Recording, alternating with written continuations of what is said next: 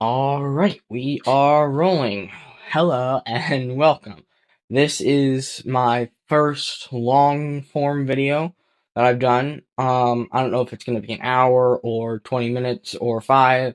But we'll see how it goes. It's my kind of first time doing this. I'm kind of new. But anyways, what we're going to be talking about today is about the passage of time and my perception on it. Now, if you know me, I have ADHD, and those with ADHD perceive time a little bit differently. They essentially have two time zones. They don't have the clock time zone. They have two. It's now and not now. And now is when you're fully present on the moment, and not now is when you're either in a flow state or you're just like getting distracted like crazy, like scrolling on social media or working in a flow state. And those are the two us ADHDers usually face. And our brains are different from neurotypical brains when it comes to perceiving and viewing time. And I don't know if other ADHDers view time the way I do. It's just that I like to share what I observe and what I perceive of time. So I have 6 topics that I'm going to talk about. All of them are really important to me. And some of them I've heard on the internet and I've come across and learned from and that I find interesting. So let's get straight into it. Topic 1 is Chris Williamson's insight on why some days feel like years and some years feel like days. I first found this one on Twitter, and when I read it, it hit me really hard. And I just had this flush of this wave of understanding, and I finally understood all the questions that I asked. Most of the questions that I was asking were being answered on the spot as I was reading as I was reading it. So it's a really important one to me. As we get older, life feels like it's moving faster and faster. Months start to pass like minutes, and we begin to feel so helpless against the passage of time that it almost seems as if we're an observer of our lives, not a participant anymore. The first thing to know is that no matter how boring the Zoom call, exciting the holiday, or old you are, time always passes at the exact same rate for you. You have the same number of hours in the day as you ever have, and they're always moving at the same pace. There is a difference between present time and remembered time. You experience time differently in the moment versus when you recall it. Your present time will always remain at the same speed, but your remembered time can vary widely. So when we say that time is speeding up, we don't actually mean it passed more quickly, but that it seems to have passed more quickly when we recall it. It's not that week passed so quickly, but I don't recall what I did during that week. The more memories you have from past experience, the more that experience gets expanded in time. Think back to a holiday you went to on 5 years ago. You'll probably still be able to recall a lot of details, making it seem like it lasted for longer and time moved more slowly for that week. But this still doesn't explain why our recollection of time speeds up with age, until you consider why memories are made. This is funny. Your brain is lazy. It wants to do as little work as possible. This is why it likes routines, habits, and thought patterns, because once it's done that thing a few times, it needs to think less and less about doing it again. The thing is, when you're young, almost everything is new information. This is the first time you've been to the park, or school, or swim in the pool, or kissed a girl, or been on a boat. Your brain is constantly recording new information. As we age, our adult life gets into routines, where we do the same actions day after day, we drive the same route to work, speak to the same people, and even think the same thoughts. And this is the uncomfortable truth. As we get older, days move quicker because we can't remember them, and we don't remember our days because we haven't done anything memorable with them. Our days are forgettable, therefore we forget them.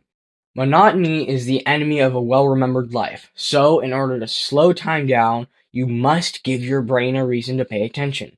This means you need to start saying yes to more new things and saying no to more of the same things. Even if you've never wanted to try salsa dancing, or yoga, saying yes wins a guarantee that you create some novelty and potentially intense memories. Sure, it might get easier to stay on the couch instead of going out, but you know you won't recall a single thing if you spend yet another night watching Netflix, whereas you'll have a ton of new memories if you go out and do something new. Eventually, you are going to be looking back at your life. The choices between viewing a beautiful, varied art gallery stretching as far as the eye can see, or a gray, monotonous hallway peppered with the ghosts of TikTok dances and Netflix series. If you make your life memorable, you will remember it. So this hit me really deep, especially considering that I'm a growing teenager and my days are starting to feel quicker now. I'm starting to have more responsibilities, more schoolwork, and more things throughout the day. And so it's getting harder to keep track of time because it's just, I have all of these things that are coming up that are blocking my sense of time. I'm not looking at the clock as much, and I'm not paying attention to the time as much. I'm focusing on my priorities and my responsibilities, and time seems to be moving a lot faster, and days feel quick, a lot quicker than normally when I was a kid. And that's because when I was a kid, I faced a lot of novelty. I was learning so much than now when I'm only learning, I'm learning math problems and stuff, but I mean, that's the only novelty that I face. Um, and without novelty, our life becomes boring and gray. And that's what he says. He says, you can either have a beautiful, varied art gallery stretching as far as the eye can see, or a gray, monotonous hallway peppered with the ghosts of TikTok dances and Netflix series. So that really puts it into perspective on if you live the same day every single day, it's not going to be a memorable life. Like, I remember this one, I don't know if it was Chris Williamson who said it, I don't know who said it, but essentially, if your life was a movie and you were watching the movie, would it be an exciting adventure or would it be super boring? Like if you were with your grandkids or something and you're watching the movie of your life, your entire life, uh, then would it be boring to watch or would it be super exciting? And that's a perspective to look at. That's a really, really, really good perspective to look at. And so what I've been trying to do is I've been trying to face more novelty by doing simple things like going a different running path or not listening to music while running or listening to different music while running. Usually I listen to Chris Williamson's podcast when I'm running or working out, but sometimes I might switch to Lewis Hose or Jay Shetty or some other person, that I don't usually listen to. I like listening to them, but I don't usually listen to them. And that novelty kind of slows time down a little bit. I remember the first time I ran without headphones because I've been running for a long, long, long time, and I have these headphones, these running headphones, and I always listen to music on them. But I remember for the first time in forever, I decided, you know what, I'm not gonna bring my headphones. They were kind of messing up anyways, so I decided I'm gonna run 3 miles with no headphones. And it ended up being super, super, super slow. Like, my brain was like, when is this gonna end? And I was getting cramps and all that kind of stuff, even though I was running the same pace as I was with the headphones. It's just that I was facing a whole bunch of novelty, and my brain didn't like that. Of course, he said, your brain is lazy. It likes routine. And it likes to work as little as possible. And that is true because, if you look at some people, and probably even you're living the exact same life over and over and over again. Now, of course, a little bit might change, like the way you drive to work or like the way just simple things like that, but pretty much it's the same. Like, you walk in the office the same way, you drive the same route and all that kind of stuff. You eat same meal every day and all that. This just hits different, and it's really been important to me. And Yeah, I like it. All right, next topic is a journal entry that I wrote a couple weeks ago, actually. It was just a journal entry that I wrote the other night because I just felt like journaling. I don't usually force myself to journal. Whenever I feel like journaling, I'll go ahead and journal, and that's when I will do it. And I felt like journaling that night. This one is about time, as a matter of fact, because that's a subject we're on. And I think it's really interesting because I didn't know I knew any of this, and yeah, it's sort of like a stoic or wise Greek person is journaling this. Anyways, once I started to understand the passage of time and the effects it has on myself and others, the more I started to understand myself and others. Time is this weird, elusive thing that just is. And it has no form or body or mind. It just passes at a constant speed. Our mind and body feels it and think it's flexible and shortens or lengthens. But our minds are liars. Our minds deceive us and manipulate us in the worst ways, yet they are still our greatest asset and why we're where and why we are where we are to begin with. If we want to recall or feel as if time is slowing down, we must face novelty and exit our regular routines. This novelty is what makes life colorful and vibrant. Novelty is the key to to living fully and enjoying the present moment, for that is the only thing that ever existed in the first place. We may not have all the power to control and bend the passage of time, but at least we have the freedom and opportunity to do whatever we choose to in life, whether it's making an impact or simply existing. Time is either an asset or liability, depending on how you choose to live your life. Maybe this is why God gave me ADHD. And this journal entry I wrote after I read Chris Williamson's Insight, which is why I talk about novelty. I just go deeper into that. So, novelty is essentially doing something new with your routine or your daily life. Whether that's waking up differently, like waking up at a different time, or going to bed earlier, or just whatever it is. Just doing something different with your day. It doesn't have to be anything too major. It just has to you just have to make a shift in your routine, in your regular routine. If you haven't journaled before, journal. If you haven't meditated before, meditate. After doing the same thing hundreds and hundreds and hundreds of times, then your brain gets used to it. You do it the same way and stuff. And it's hard to get out of that. It's the more you are in routine, the harder it is to get out of that routine. And I'll talk about this a little more, but it's I've experienced this before as well, where I've been so into a routine that it's really hard to get out unless something really changes, like something drastic happens. Like I was super into Fortnite, and I couldn't get out of the routine. Everything that I tried doing, I tried reading a little bit each day and everything like that, and it just, like, I couldn't get out of the routine. My brain was so used to the routine, and what I would do is I would do school, um, I would like do whatever workout I did. I would do a small workout because I wasn't extremely disciplined, but I would do a small workout. I would then get my breakfast and come in my room and do school, take my shower, all that kind of stuff. Do school, and then I would do school until 2, and every single day at 2, I would get on the Xbox uh, to play Fortnite.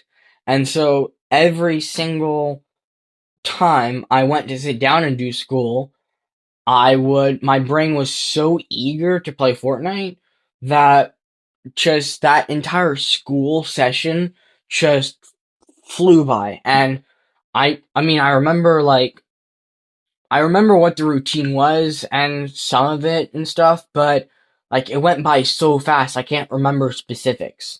And it's just quite interesting how us human beings get into routines and just never change them. We remember less because we're doing things that are less memorable, and this is what Chris Williamson's topic talks about, but it's just like super interesting. We don't do anything memorable with our lives, so our lives aren't memorable.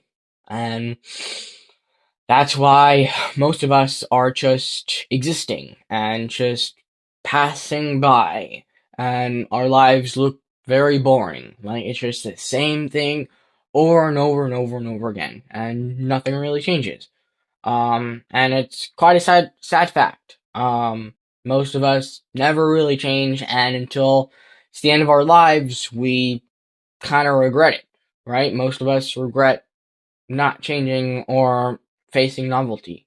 But it is what it is. I'm gonna try my best to face that novelty and not do the same routine over and over again. Alright, topic 3 is Ed Mylett's insight on observing things and being an observer.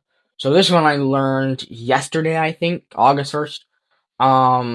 And it was really interesting. It was the podcast episode with him and Dean Graziosi.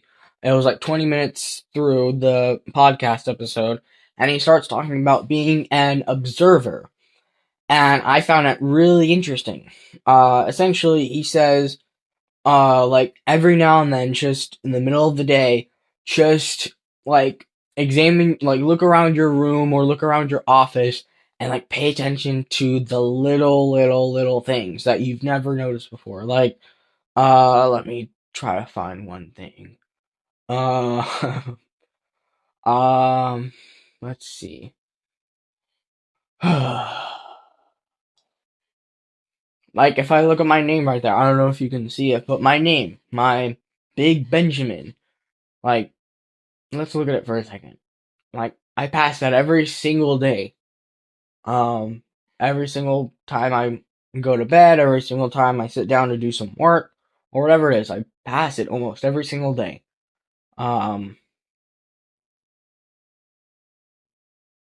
Yeah, just observing it and stuff. And then my Darth Vader and Luke Skywalker stickers on the on top above my bed. Like, those I barely see because I'm usually asleep right here or I'm right here doing work. Like, I barely see those at all. I barely pay attention to them. And I have a little paper dragon up there on my wall. And I got that whenever it was when was it? It was February 14th, Valentine's Day of like 2018, 2019, and my sister made me a humongous dragon made of paper and paper towels, and I have it. It's been on my wall ever since. And yeah, that's like the first time in forever I've looked at that. And then I have some pictures of me when I was a baby below that. Yeah. Just things like that, like that's what Ed Mylett means as being an observer.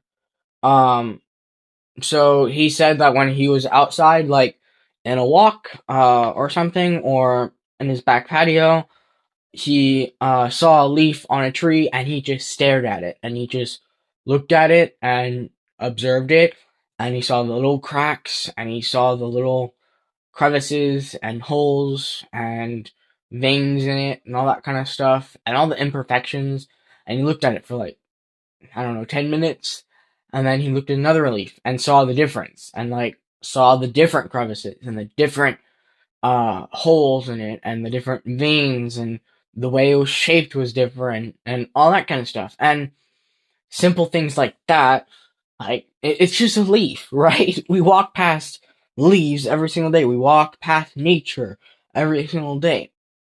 When we drive to work and when we, like, walk in our neighborhood, we ignore the simple things every single day. Whether it's big or big like a tree or small like a leaf or anything like that. We ignore those super small things every day. And so being an observer is another way to slow down time And it's another way to just be present in the moment. It's a way to, being present is the only thing there was. And so by observing the little things, like whether it's a leaf or whether it's a tree, like it's kind of life changing, especially if it's something valuable to you. Like I have, like this right here. I haven't picked this thing up in years. This is a teddy bear that I got when I was just a wee little boy, when I was a baby. I got this at Disney. My parents got it for me. And I have not touched this thing in so long. Um, but yeah, this is, I used to play with this thing with my sisters when we were kids and when we were done with school and stuff. I used to sleep with this thing. I used to play with this thing. I don't know if it's a thing. I don't know if it's a he or what. Um, but I would do a lot of things with this, and it's been sitting in this corner, um, collecting hair and dust for all this time, and I've not touched this thing for years. Uh, yeah, it's just simple things like this. Like just looking at this, brings back a lot of memories um, when I was playing with my sisters in their room or my room, with dolls and playhouses and stuff, like just simple things like that. Um, just bring back a lot and a lot of memories. Like, Ed Mylett, he said that he was, in his office and he podcasts in the same exact room every single day. That's my dogs. And you can see this tournament or this trophy, this belt that he won during a golf tournament. And this one time he was walking past it and he just observed it, and all the memories came flushing back, and he didn't even realize he had them. And all the memories just kept flooding back to him, and it was crazy. And he was like, "Wow, well, I did so well during that golf tournament. I won. I won that golf tournament with my friends and stuff. I remember jumping up and down once I won. Once I won, and like his entire state changed, and it was crazy. And when I picked up this doll or plushie, my entire state changed. Like I remembered so much when I was a little kid, and I've never even remembered having those memories. Get so stuck. We get so stuck in routine and productivity that we barely have any time to, or at least think we don't have any time to observe our surroundings and observe the little things, when in fact we do. And we do have time.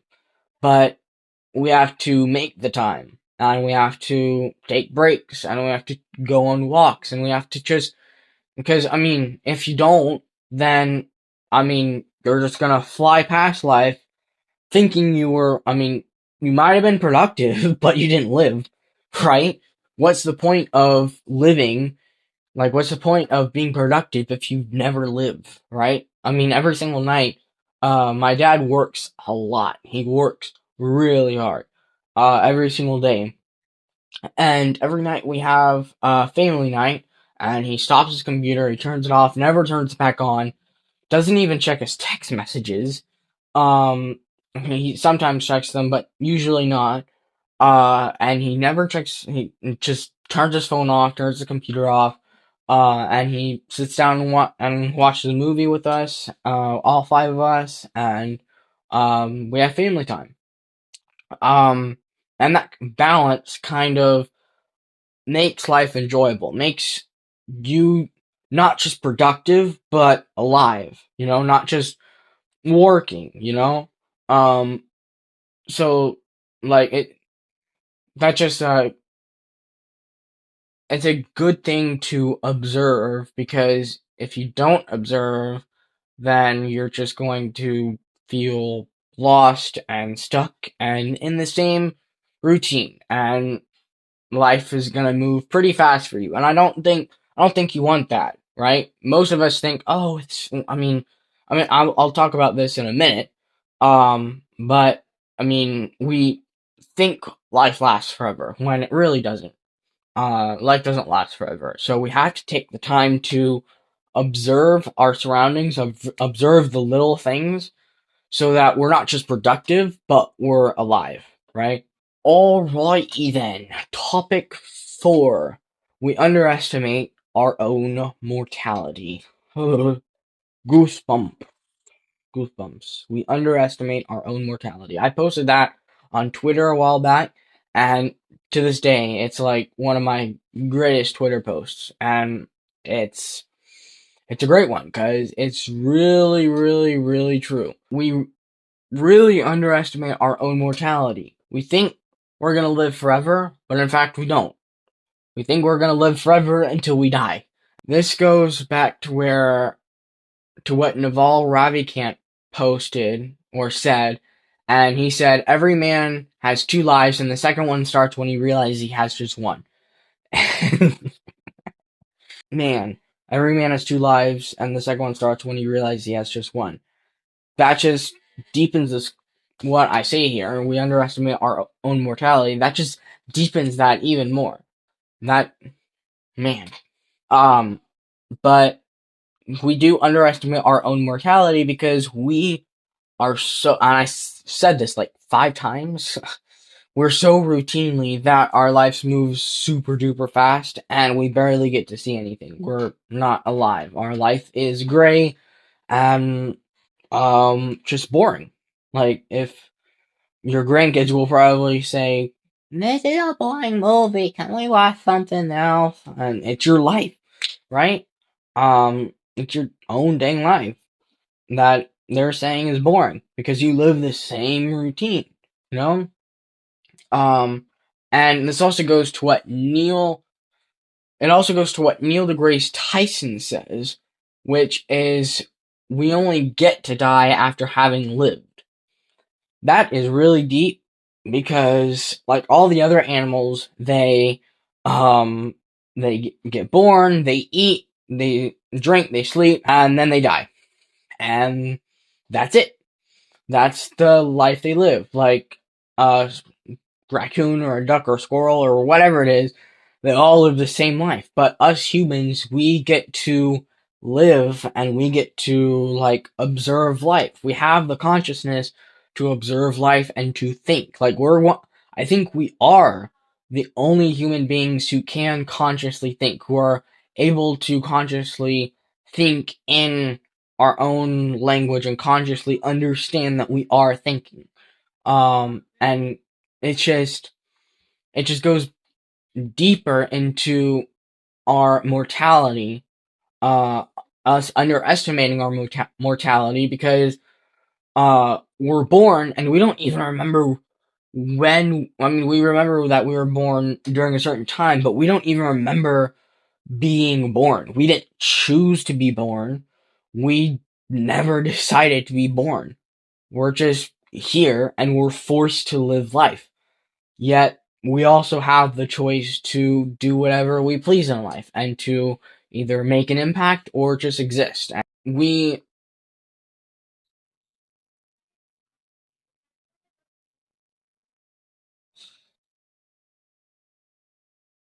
our life feels long, like 100 years feels long, but at the same time, it's still short.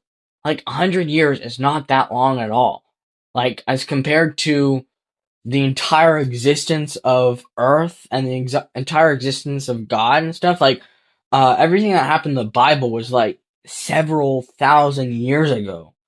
And like a human life is a full human life, like a human from birth to death is like a fraction of that. One human being's birth to death is super tiny. Um, and I mean, it's long, yet it's still short at the same time. Um, Yet still we can choose to make an impact. Like, there are people in this world like the Einsteins and the Jobs and the Bezos and Zuckerbergs that have completely changed the world and our view in it.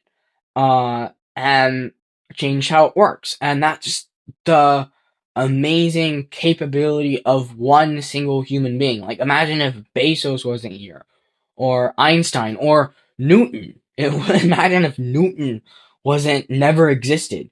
We barely we probably wouldn't be able to make it to the moon in the 60s, right?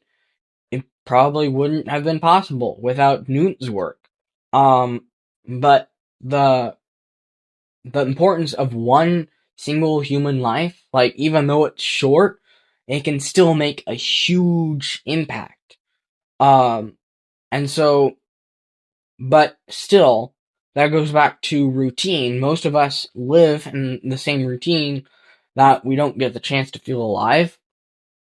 And that just goes back to, oh, we're gonna live forever. I mean, we don't consciously think that. We know life is gonna end, but we still underestimate it. Like, imagine if you got to the end of your life only to realize you gave it 40%. That hits deep. That hits deep. Um, yeah, just imagine that. Like, you only gave it 40% because you lived the exact same days, you know? You lived like everyone else, you conformed. Um, and another thing that I want to talk about in this, subject too, um, was another section in this topic. And that section is, essentially why we underestimate our own mortality, and why we essentially delay things. Like, humans are, we essentially delay our dreams and goals and stuff for routine. Most of us do. So, um, and so that's what this section is about in this topic. It's why we delay meaningful things. The first reason, I think there are 6 reasons. The first reason is that we assume there will always be more time.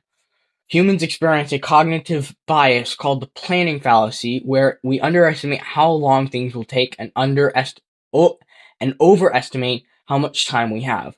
And it's especially obvious in those who have ADHD, like me. Because of that, the brain isn't wired to feel the weight of mortality until it's urgent, which is why you might hold a project or task off until the due date comes.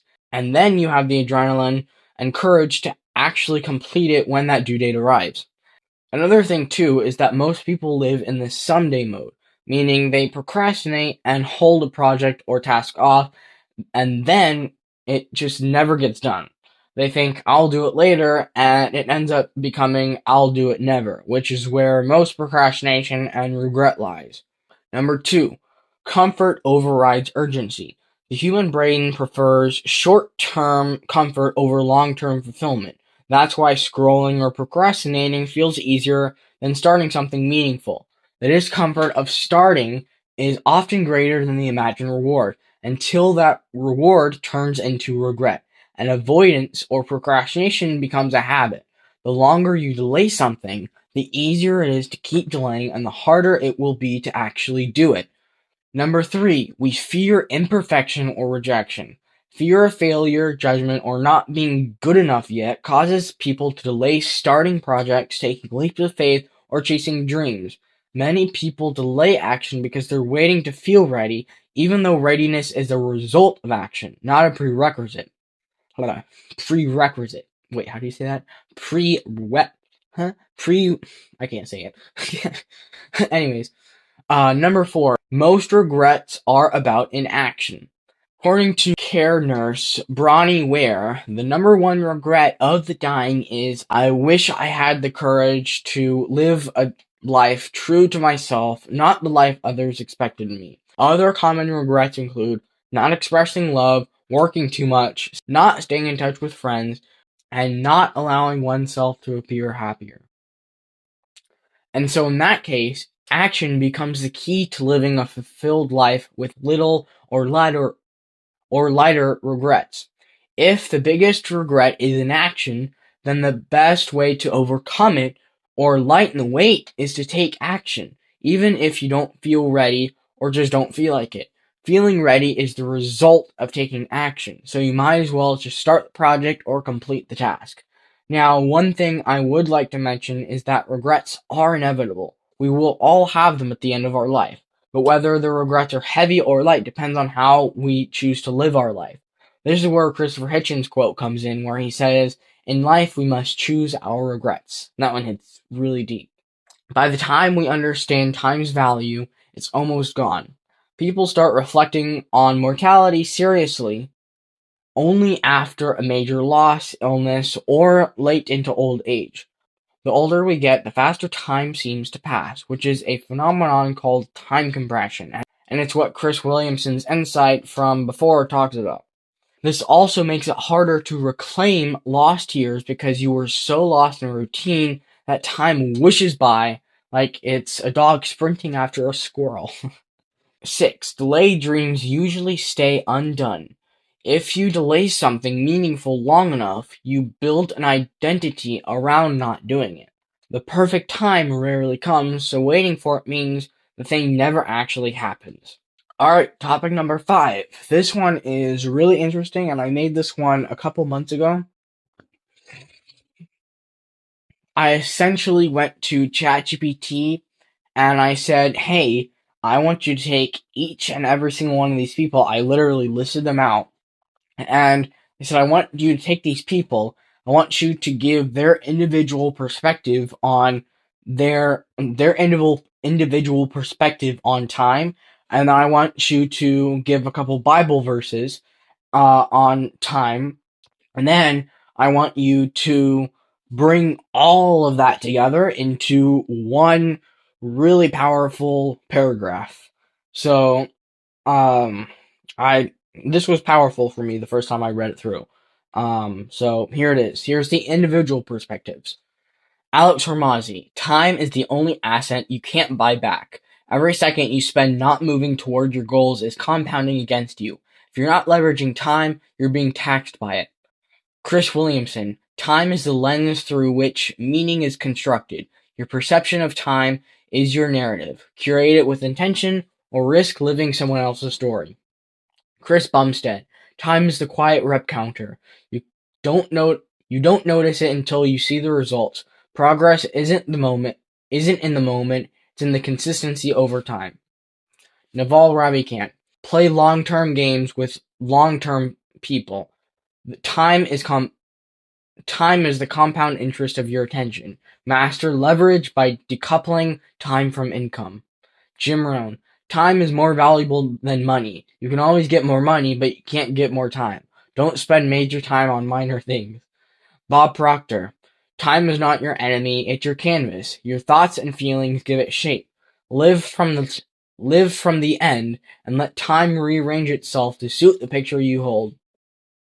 Napoleon Hill: every second carries a seed of opportunity. Time is your invisible banker. Either you invest it with purpose or squander it with indecision. Viktor Frankl: man always decides what he will be in the next moment. Even in suffering, how you use time reveals the depth of your freedom. James Clear: time magnifies habits. What you do daily becomes your future. Forget goals, optimize systems, and let time do the rest. William James: the perception of time is the perception of life itself. Attention is the fabric of time. What you attend to, you become. Andrew Carnegie: put all your time and energy into one thing and you'll achieve greatness.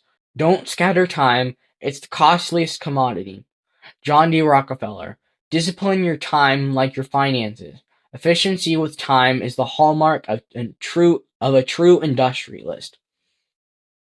Thomas Edison: I never wasted a moment. Even failure was time spent well. Time is not a limit, it's an opportunity for iteration. Henry Ford: time wasted is opportunity lost. Work smarter, not longer. Use time to create systems that outlast you. Earl Nightingale: success is the progressive realization of a worthy goal. Time is the river you sail on. Set your course and go. James Allen: a man is literally what he thinks in his heart. Time is but the shadow of your inner world projected outwards. Mitch Albom: Time is a teacher. It shows you what matters by making you watch it slip away. The moment you're in is sacred. Dale Carnegie. Live in day-tight compartments. Don't waste today with yesterday's regrets or tomorrow's anxieties. Mark Manson. Most of what we stress over is meaningless.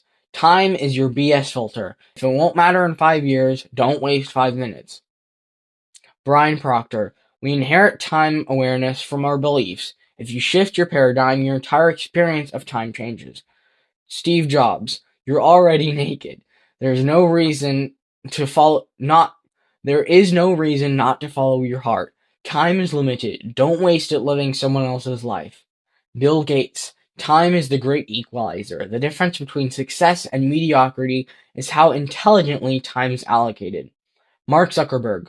Build tools that let people spend their time better. Technology should compress time, not consume it. Jeff Bezos. Be stubborn on vision, flexible on details. Think in decades. Time rewards the long-term thinker. Warren Buffett. The best investment you can make is in yourself, and it pays the best dividends over time. Time is your ally when paired with discipline. And finally, Charlie Munger. Avoid stupidity more than you seek brilliance. If you avoid wasting time, you're already ahead of most. And then these are the Bible verses. Ecclesiastes, I don't even know how to pronounce that. Ecclesiastes 3:1. To everything there is a season, and a time to every purpose under the heaven. James 4:14. You are a mist that appears for a while and then vanishes. Psalm 90:12. Teach us to number our days, that we may gain a heart of wisdom. And then this is the paragraph that is the humongous paragraph, or the paragraph that brings everything together into one. Time is both your greatest asset and your most deceptive illusion.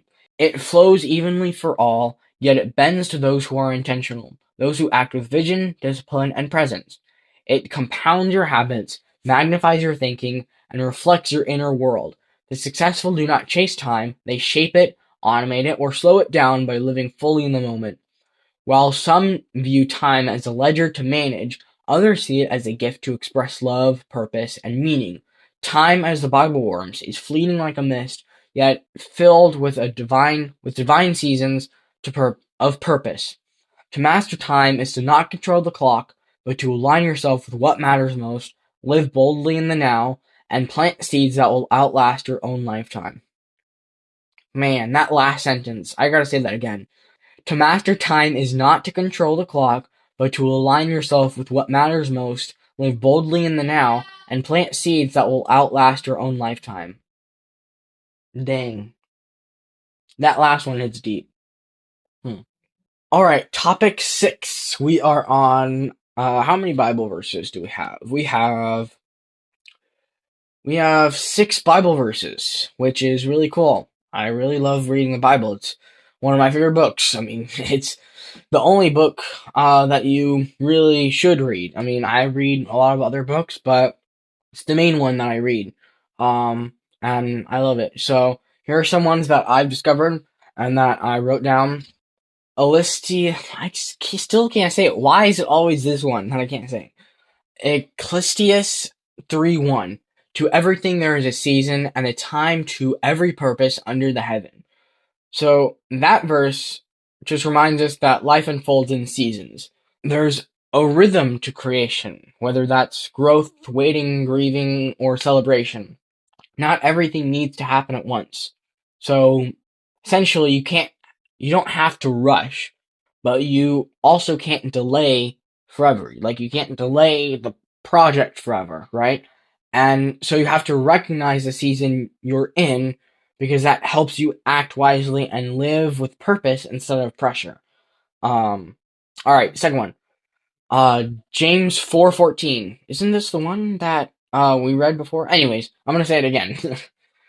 Yet you do not know what tomorrow will bring. What is your life? For you are a mist that appears for a little time and then vanishes. So it essentially describes that life is short and fragile, like mist. Like mist comes and goes. but mist essentially is in the morning time and stuff, and then in the afternoon it goes. So it's essentially it's saying that life is short and fragile like mist. We often live like we're guaranteed a future, but this verse calls out our mortality and the unpredictability of time. So every breath is a gift, not a guarantee. Let this let this Bible verse humble you, not to fear death, but to live it more fully, like today. Not live fully tomorrow, not live fully like in a week, but to live fully today. Like right now, I'm in the moment. Like this is my first time doing this. I'm really in the moment. Like I don't know how long I've been doing this, but it's felt really long. A really long time. Alright, third one. Psalm 90:12. I think I also said this one before. Uh, Psalm 90:12. So teach us to number our days, that we may apply our hearts unto wisdom.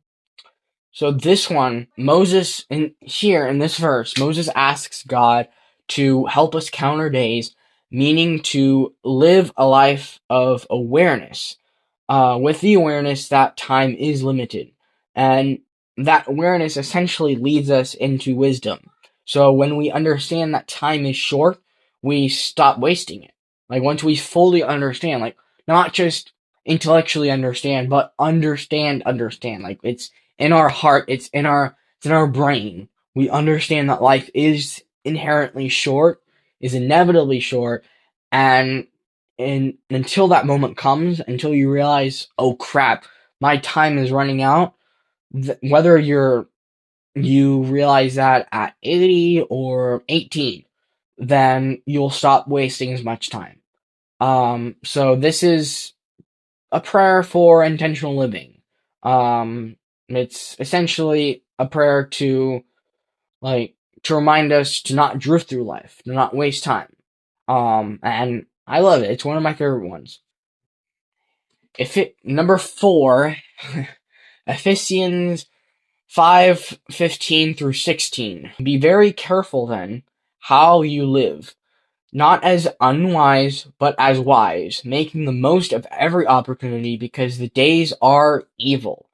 So here, essentially, Paul urges believers to live carefully and thoughtfully. The world is inevitably full of distractions and temptations, like social media, books, everything else. So in that case, we must guard our time and choices with something, whether that's like for me, I mentioned this in my book, Teenager's Guide to Success, Amazon. Um, I mentioned this in my book, but have a Family Link, which is a Google connected system where my parents can control my apps and my phone, um, right from their phone. And so, if they choose to, for no reason, if they decide that I'm spending too much time on Instagram, then they'll block it, or they'll limit the time. They'll limit it to 10 minutes a day and stuff. And once that time limit is reached, no more Instagram, right? So we have to make sure we guard our time and our choices because life doesn't last forever. And we have to be proactive rather than passive and to use our time for what truly matters, like God, our family, our loved ones, and stuff. Because the world pulls you towards wasting it, inevitably, like social media. It's so easy to, when you're working, when I was writing my book, it was so easy to just pick up my phone and start playing on social media. It was super easy to do that. And it's that way. It's supposed to be that way. People today are less disciplined. Like the average person is really just not that disciplined. But even if you're slightly above that, like even if you spend less, like way less time than the average person, then you're suddenly a whole lot more disciplined and a whole lot different. Like I heard the average time a teenager spends on social media, whether that's like across all apps, is I think what, I don't know if it was 4 hours or 8 hours or what, but I probably spend about 1 hour or 2. Like, I'm mainly on my computer when I'm on social media. I'm barely on my phone. Because when I'm on my phone, it's like, I can't get off, right? On my computer, my brain sees computers work. So, that's, I mean, this is one of my favorite ones too, because it's essentially one that we can apply now. I mean, we can with all Bible verses, but this one was one that I could clearly see that I could apply today. And this quote or this verse was the one that really helped me with my social media and Fortnite addiction.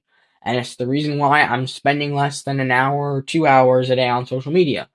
And yeah, I love it. Number 5, Proverbs 27:1. Do not boast about tomorrow, for you do not know what a day may bring. This says that we often act like tomorrow is promised, but this verse essentially warns us against that mindset. It urges humility about the future. It, I mean, it doesn't mean we don't plan. It just means that we don't depend on plans without action. Like, we don't make plans without saying, okay, I'm going to actually act on this. Like, we don't plan our day and then just not do anything, you know? 2 Corinthians 6:2. Behold, now is the I can't speak. Jeez. Behold, now is the favorable time. Behold, now is the day of salvation. So in this one, um, essentially, Paul is emphasizing urgency. If something matters deeply, whether that's your faith, your purpose, your transformation, God, your loved one, whatever it is, now is the time to act. Not tomorrow, not later, not in a week. Now is the time to act.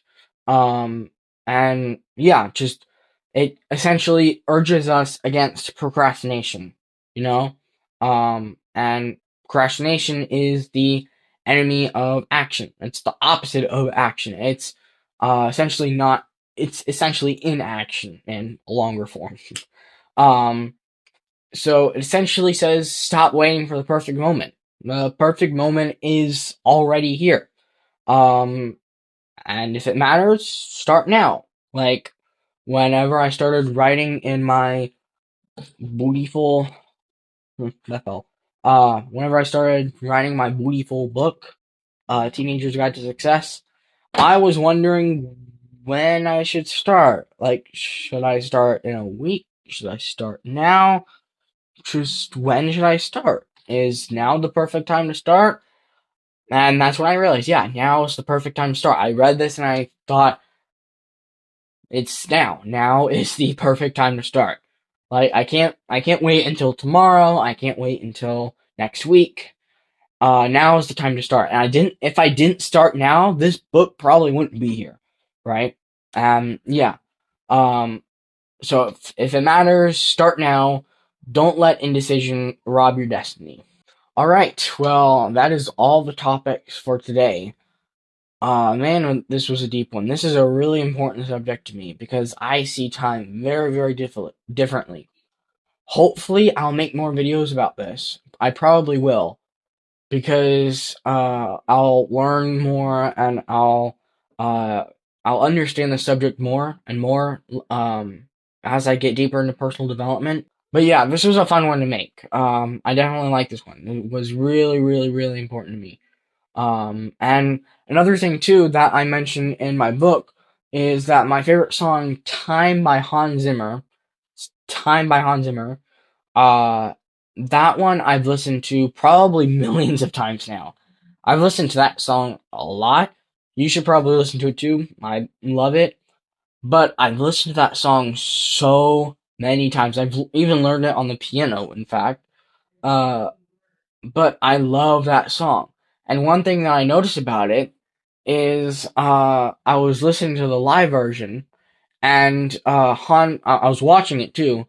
And so Hans Zimmer, which is the main composer, he's sitting there and he's playing the keyboard and it starts off with one single note. It starts off with the piano, and then more instruments come in, and then eventually in the middle of the song, like towards the end, all the instruments that are playing. There's trumpets, violin, and all these kind of instruments. And so Hans Zimmer is sitting there and he's playing the exact same course, or the exact same lines, or the exact same what do you call it? Just the exact same notes that he was when he started the song. The entire time. He didn't stop playing the piano. He's played the exact same notes even when all of those instruments were playing. And so when it finally got to the end of the song, or towards the end of the song, all the instruments kind of quiet down, and you start hearing the piano again, and he's continuing to play the piano, and he's on a higher pitch now, um, but he is continuing to play the piano. It's just that you can hear it now. You can hear it more clearly because all the other instruments aren't there anymore. And all of a sudden, it's just him playing the piano again, back to where we were at the start. And so that, if you think about it, that's essentially the same as life. You know, you are born, you have no responsibilities and all that kind of stuff. Time moves very slowly. You can see time very clearly. And it's very apparent, that you're growing.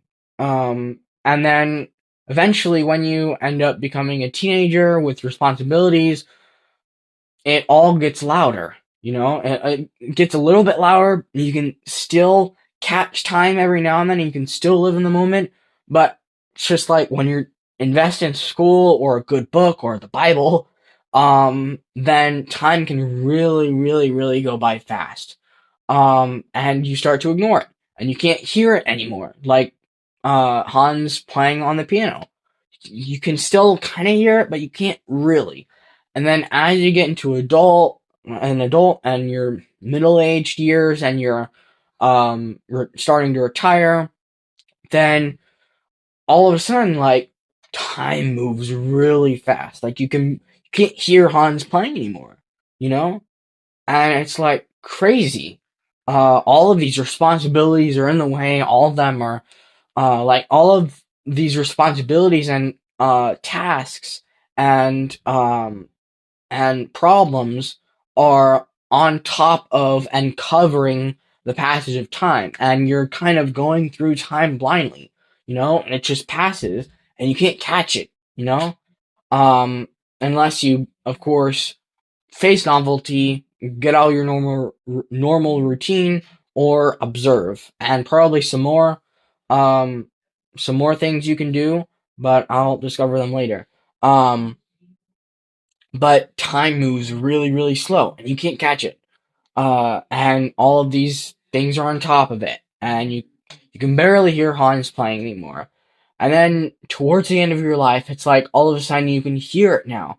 I mean, there's a little bit more instruments playing, but at the same time, I mean, you can still hear Hans playing clearly. You can still hear the notes he's playing. There's a few more instruments, but you can still hear him. And then all of a sudden, all the instruments stop, and it's just Hans. And all there is time. And that's all you see.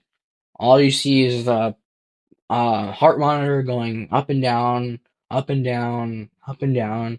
And that's all you see, There's no productivity, there's no tasks or responsibilities, and Hans is the only thing you hear. And then your life ends on one last note, one last violin note. It gets, and your life ends. And that live performance of Time by Hans Zimmer, I mean, it's such a good. I don't know how Hans did it. I don't know if he did this purposely, but I looked at it from the perception of life itself, and it makes so much sense. Like, the name of the song, the title of the song is called Time for a reason, and it's absolutely insane. And yeah, I would recommend you listen to Time by Hans Zimmer. I mention it in my book. I've cried to that song before, I have to admit, when I was in my rejection phases and I was being like, I was being rejected and heartbroken and bullied and stuff. I was crying to that song. And I've listened to it ever since I was a kid. I've listened to Hans Zimmer ever since I was a kid. And that song is like the most important song I've ever listened to. Anyways, that wraps up this video. I thank you so much for watching. If there's anything I need to improve, whether it's my speech or whether it's my editing or anything else, whether it's lighting, I don't know how you see me, but anything like that, just tell me what I can improve, and I want to improve my videos and stuff, and yeah, I hope you took my advice seriously, whether you're listening or watching. I hope you took it seriously. I hope you wrote down some notes. And yeah, I hope you enjoyed. In any case, I'll see you in the next video. So, bye.